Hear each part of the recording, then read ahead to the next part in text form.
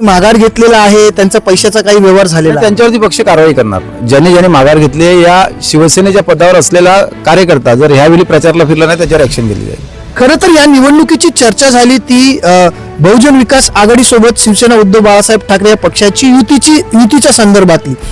दुर्दैवाने ती युती झाली नाहीये, परंतु याचा फायदा कुठेतरी भाजपला होणार अशी चर्चा आहे. नाही भाजपला फायदा यावेळी होणार नाही. कारण बघा हे दोन्ही उमेदवार भाजपचे आहेत, ज्योती मोरे आणि हे आमचे पाटील. बहुजन विकास आघाडीने राज्य केलेलं आहे. याआधी कामं झाली नाही का? शाळेचं असेल, आरोग्याचं असेल, रस्त्याची असतील, कुठलीच काम इकडे या माझ्या प्रभागात झाली नाही. मी जेव्हा समज राजकारणात 3 वर्ष झाली मला या सर्व गोष्टीत राजकारण नाही केलं मी फक्त म्हणजे लोकांच्या काही ज्या गरजा वगैरे यांच्यासाठी मी पुढेला आहे. वसई विरार शहर महानगरपालिका अंतर्गत जी कामं येतात, शाळा असेल, आरोग्य असेल, रस्ता असेल, ती झालीत का? नाही झालेत. आता सुद्धा आम्ही काही गावांना भेट दिली, तिथे सुद्धा त्याच कंप्लेंट आहे. टॉप 10 महाराष्ट्र न्यूज चॅनल मधून मी दीपक कोटेकर. वसई विरार शहर महानगरपालिका निवडणुकीच्या प्रचाराला आता सुरुवात झालेली आहे. आज शिवसेना उद्धव बाळासाहेब ठाकरे पक्षाच्या वतीने प्रचाराचा नारळ फोडलेला आहे. प्रभाग क्रमांक 1 चे सर्वच उमेदवार माझ्या सोबत आहेत.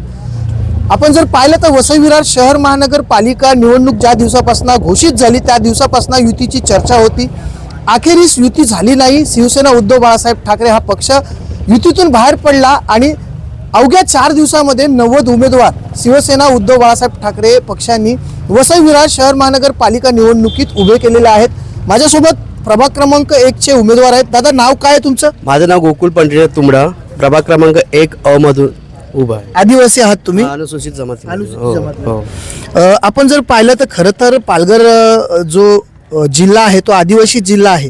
आदिवासी बांधवांकडे इतर पक्षांनी कधी लक्ष दिलंय का? मला तर वाटले एवढे वर्ष झाले मी पण राजकारण 20 वर्षापासून ठाकरे गटाबरोबर एकत्र आहे, पण असं काय दिसून येत नाही. पूर्ण परिस्थिती ज्यांची राज्यात सत्ता आहे, केंद्रात सत्ता आहे, तरीसुद्धा रस्ते, ग्रामपंचायत असो किंवा महानगरपालिका असो, प्रत्येक ठिकाणी रस्त्याची अवस्था खराब आहे. इथे बहुजन विकास आघाडीची सत्ता गेल्या 35 वर्षापासून होती. 10 वर्ष वसई विरार शहर महानगरपालिकेत एकतर्फा राज्य केला, तर बहुजन विकास आघाडी पण काम नाही केलं का? आता सत्ता जरी 35 वर्ष जर होती वसई विरार महानगरपालिकेत, शेवटी त्यांनी पण काहीच म्हणजे असं काय केलं तर एवढे नाही, पण त्यांच्या पुढे पण थोडंसं प्रश्न पडतात वाटते. दादा, तुमचं नाव काय? राजेंद्र सदानंद पाटील. मी प्रभाग 1 नंबर आणि 1 नंबर जागा ड मध्ये उभा आहे. आगरी आहात का? हो, आगरी. गेल्या 35 वर्षापासून वसई विरार शहरामध्ये बहुजन विकास आघाडीने एकतर्फा राज्य केलेलं आहे. 10 वर्षात वसई विरार शहर महानगरपालिकेत देखील बहुजन विकास आघाडीने राज्य केलेलं आहे. याआधी कामं झाली नाही का? शाळेचं असेल, आरोग्याचं असेल, रस्त्याची असतील, कुठलीच काम इकडे या माझ्या प्रभागात झाली नाही. मी जेव्हा समज राजकारणात 3 वर्ष झाली मला या सर्व गोष्टीत राजकारण नाही केलं मी फक्त म्हणजे लोकांच्या काही ज्या गरजा वगैरे यांच्यासाठी मी पुढे गेलो आणि कामं केल्यात. म्हणून ह्या उद्दिष्टाने मला लढायचं होतं, तर मला तो साथ मला जनमामा यांनी दिली. असं जन्या मामा म्हणजे जनार्दन पाटील, पालघर जिल्ह्याचा वाघ म्हणून जनार्दन पाटील यांची ओळख आहे. आपल्यासोबत अजून महिला उमेदवार आहेत. ताई, नाव सांगा तुमचं? ज्योति प्रदीप मोरे. हिंदी में बोलना. क्या कहेंगे आप इस वसई विरार क्षेत्र में 35 साल से बहुजन विकास आघाड़ी इस पार्टी का एक तरफा राज हो चुका है, तो क्या उन्होंने कार्य नहीं किया है, क्या काम नहीं किया, विकास काम नहीं किया है क्या? जी, उन्होंने 30-35 सालों में तो काम नहीं किया, लेकिन हमने जिस पक्ष को भी हमने चुन के दिया उन्होंने भी कुछ नहीं किया. ये भाजपा ने 1 साल से कुछ काम नहीं, उन्होंने कुछ नहीं किया. 7 साल से मैं उनकी कार्यकर्ता हूँ. ग्राउंड लेवल पे हमने काम किया है, लेकिन उन्होंने सब जनता को चुतिया बना के रखा है. किसने? जो भी है आमदार और MLA. तो आप पहले भारतीय जनता पार्टी में थे, भारतीय जनता पार्टी में मैं थी. तो अभी भारतीय जनता पार्टी छोड़ के आप शिवसेना उद्धव बाळासाहेब ठाकरे गट में आए. जी, हमने बाला साहेब उद्धव ठाकरे की. अच्छा, उद्धव बाळासाहेब ठाकरे के काम के बारे में क्या कहेंगे आप? उनका काम बहुत अच्छा है, लेकिन उनका काम को दबा दिया गया इधर. किसने दबाया? इधर के सत्ते वाले, इधर के सत्ता वाले, मतलब बहुजन विकास आघाड़ी. बहुजन विकास आघाडी और बीजेपी. ताई, तुमचं नाव सांगा? नमस्कार, मी वैष्णवी वसंत पावसकर, प्रभाग क्रमांक 1 ब जागेवरून उभी आहे. पावसकर म्हणजे तुम्ही कोकणातल्या? हो, कोकणातली आहे मी. कोकणातल्या कुठच्या? रत्नागिरी. रत्नागिरीच्या. हा. आता मला सांगा, किती वर्षापासून तुम्ही वसई विरार शहरात राहताय?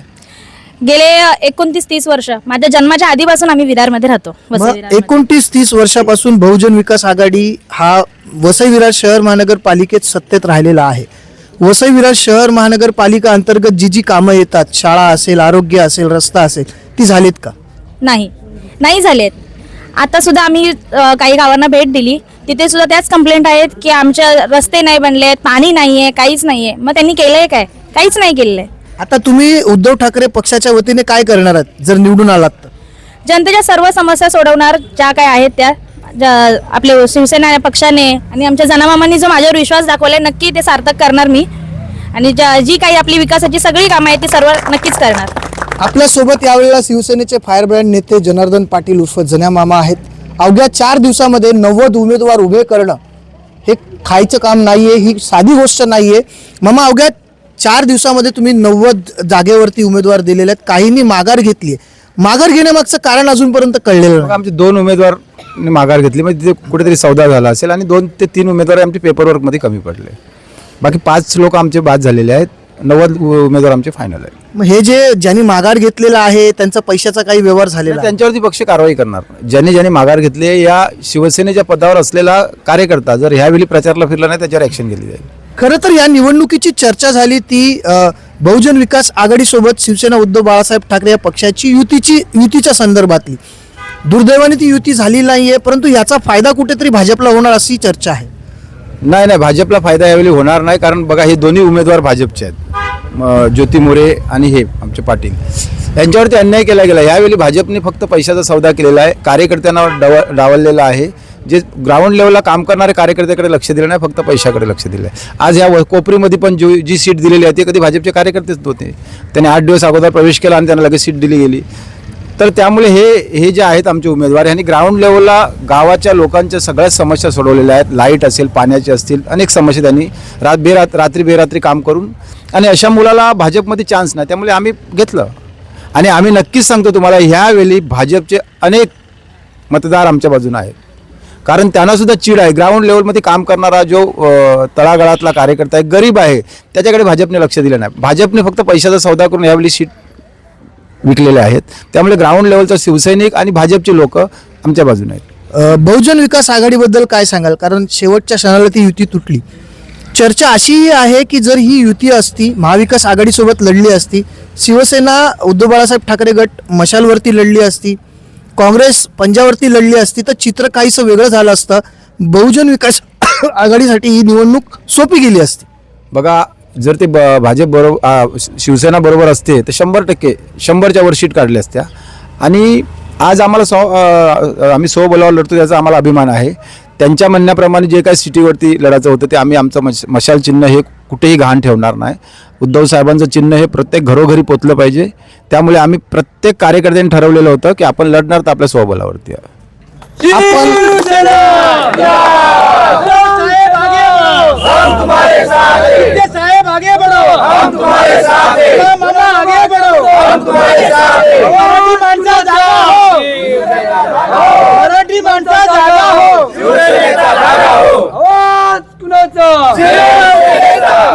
सम्राट शिवसेना प्रमुख श्रीमान बाळासाहेब ठाकरे यांचा. आपण जर पाहिलं तर निवडणुकीला आता खरी चुरस आलेली आहे. शिवसेना उद्धव बाळासाहेब ठाकरे या पक्षाने देखील आता निवडणुकीच्या प्रचाराला सुरुवात केलेली आहे. आणि शिवसेनेचं खास करून म्हटलं तर शिवसेनेकडे दांडगा नेता म्हणजे जनार्दन पाटील उर्फ जन्या मामा आहे. आता पाहण्यासारखं ठरेल की 15 तारखेला निवडणूक आहे, 16 तारखेला गुलाल कोण उधळणार. आपल्या सर्वांना याविषयी काय वाटतं, कमेंटच्या माध्यमातून आपली प्रतिक्रिया आम्हाला जरूर कळवा. Top 10 Maharashtra news, Vasai Virar.